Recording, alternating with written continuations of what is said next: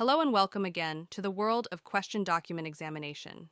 Here in this unit, we're going to discuss Lesson 1 Technical Terms in Question Document, Lesson 2 Legal Aspects of Documents, and Lesson 3 The Classes of Question Documents.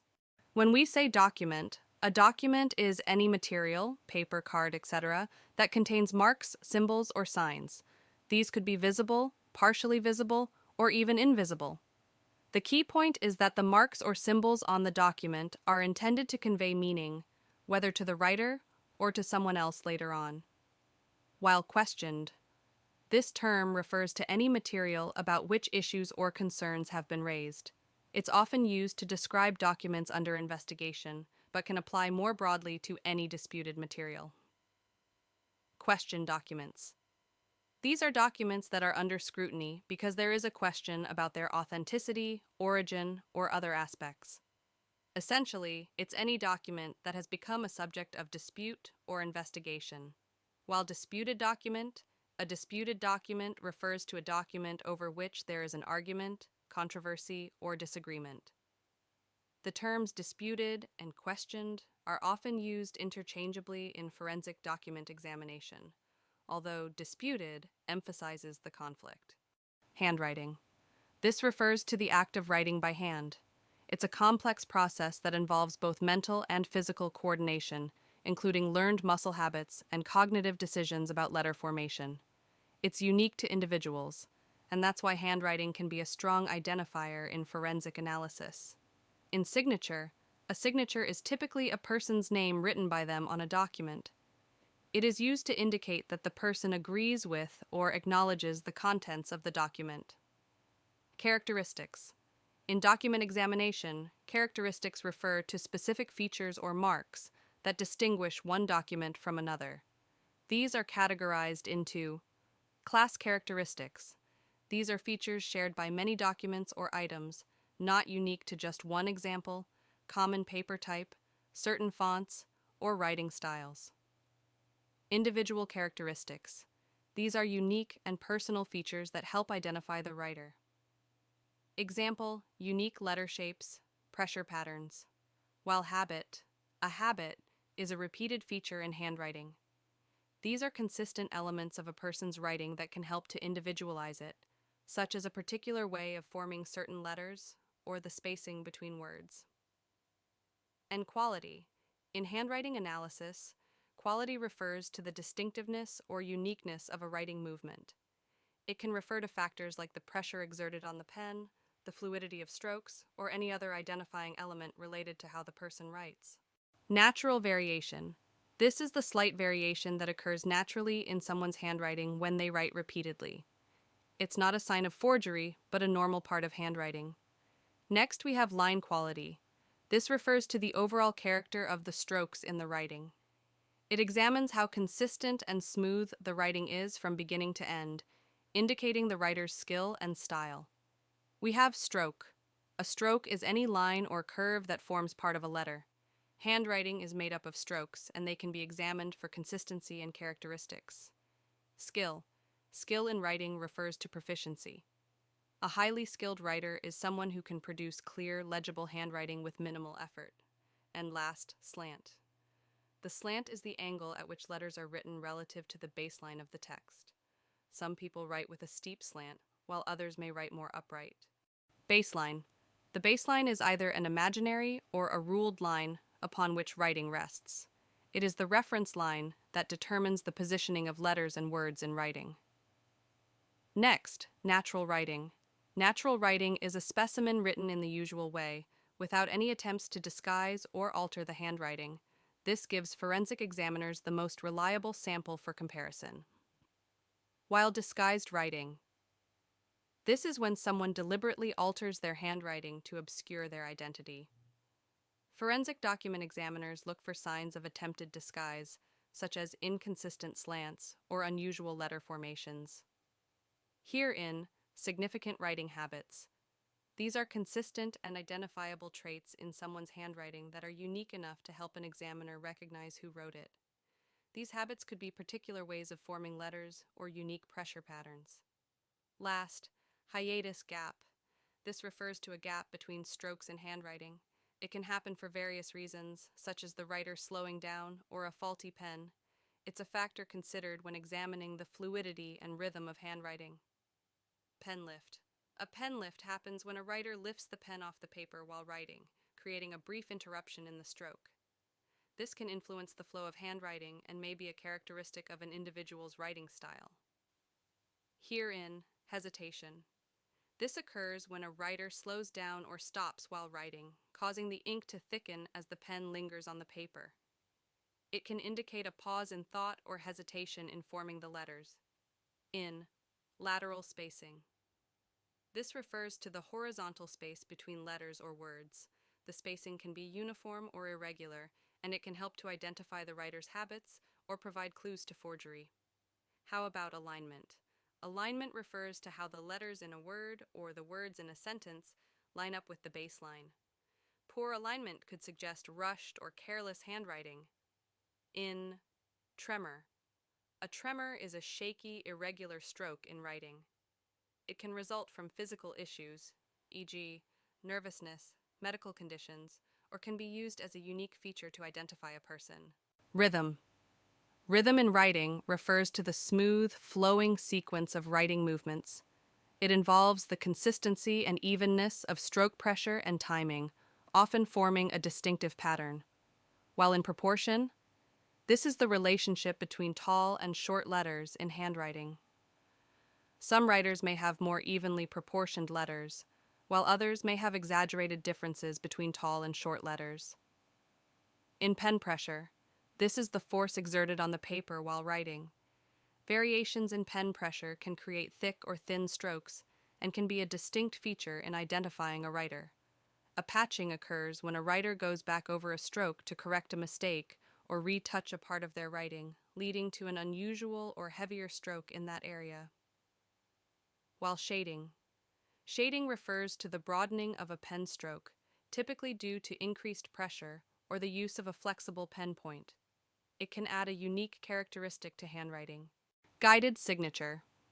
This refers to a signature made while the writer's hand is steadied, either by someone else or with the help of a device, affecting the natural flow of the signature.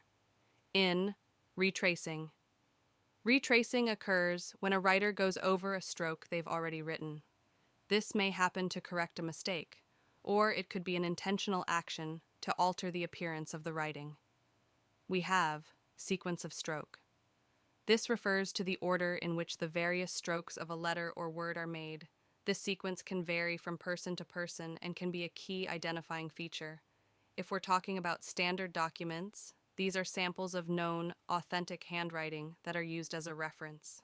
A proper set of standard documents contains a true representation of the writer's normal handwriting. And lastly, holograph document. A holograph document is one that is entirely written and signed by a single person. It is a personal document that can be considered highly authentic since it doesn't involve multiple parties. We have the lesson 2, the legal aspect of documents, in People v. Moreno. This case defines a document as any written instrument or record that establishes or extinguishes a right or obligation. This definition emphasizes that a document can serve as legal proof of something important, such as a contract, a will, or even an agreement, which either creates a legal relationship or ends one. Second People v. Nolasquin. According to this case, a document is a written deed or instrument executed by a person that proves, evidences, or sets forth a disposition or agreement.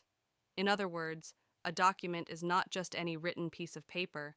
It must be something that demonstrates or formalizes an agreement, such as a contract, will, or a memorandum of understanding.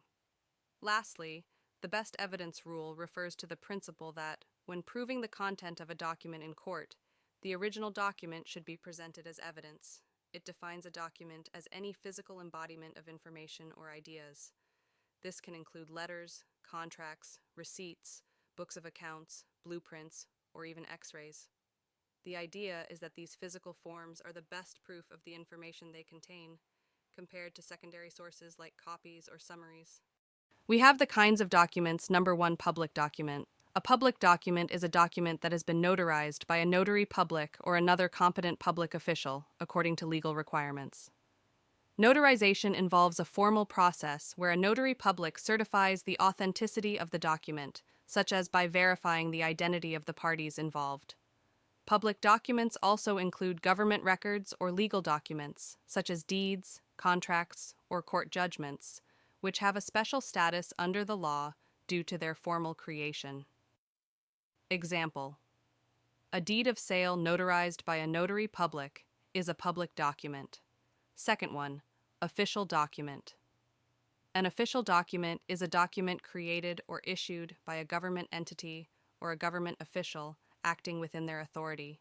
These documents are typically issued as part of a government function or to perform an official duty. Examples include government-issued licenses, permits, and public records like birth certificates or court orders. These documents often have special legal status and are considered reliable because of the authority behind their issuance. Private document. A private document is a document created by a private individual or entity without the involvement of a notary public or official. These documents do not have the same formalities as public documents, but still serve as evidence of agreements or actions. A private document could be a personal contract, a letter, or even an informal written agreement between two parties. Commercial document. A commercial document refers to any document created in line with the laws governing commerce or trade. These documents can include contracts, invoices, purchase orders, or bills of lading, which set out commercial rights and obligations between businesses or individuals involved in commercial transactions.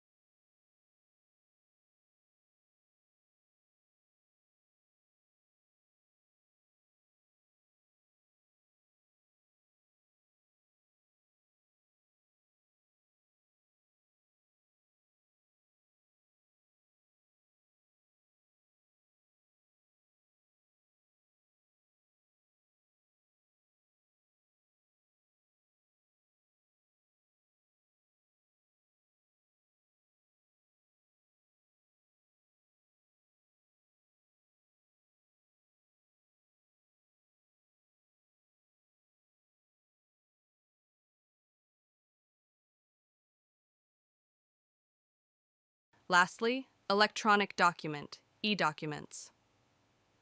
An electronic document, e-document, is any document that exists solely in digital form, as opposed to being a physical, paper-based document. These documents can be stored in electronic formats like text files, images, or spreadsheets, and can exist on devices such as computers, networks, or handheld devices. The content of electronic documents can include emails, instant messages, digital contracts, or audio files, among others. They are subject to specific laws on digital data and electronic transactions. We have the Lesson 3, Classes of Question Documents. We have first question signature. We have two kinds of signatures. The conventional. Signatures where letters are clear and readable, and highly individualized. Signatures that are more intricate, consisting of intertwining strokes and ornamental features. And we have categories of forgery. We have the simple forgery, a basic, direct attempt to mimic someone's signature without sophisticated techniques. Second one, simulated forgery, a forgery where the signature is carefully copied, trying to match the characteristics of the genuine signature. And lastly, traced forgery, a signature where the forger traces over an original signature, often using light or photocopying methods. Second, classes of document, which documents containing fraudulent alteration. What is alteration? Any change made to a document that modifies its original meaning or content. We have types of alterations include: first, erasure, the removal of writing or printing from a document. We have two types of erasure. First, the mechanical abrasive erasure, uses tools like rubber erasers or knives to scratch out writing. And second, chemical erasure, uses liquid ink eradicator or other chemical agents to remove writing. We have cancellation, striking out or scratching out words, numbers, or other content after the document's original creation. Next, addition, if new material added to the document after it was initially prepared.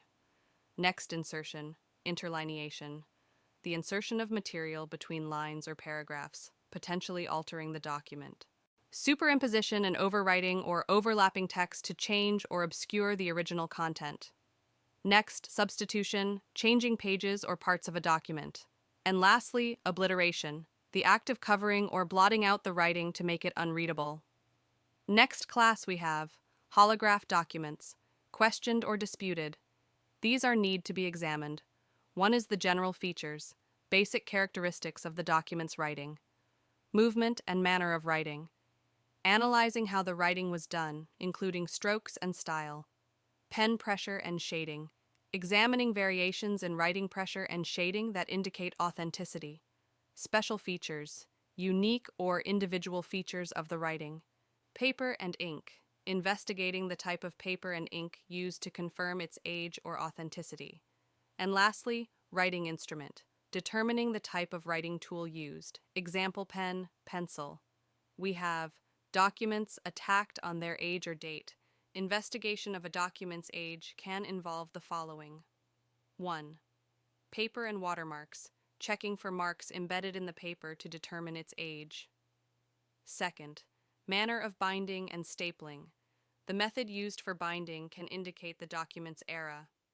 3. Tense or verbs in reference to events. Verbal clues may give insights into when the document was written. Fourth, impressed or printed seals. Seals can help confirm the document's time period. 5. Nib marks or steel pen in ancient documents.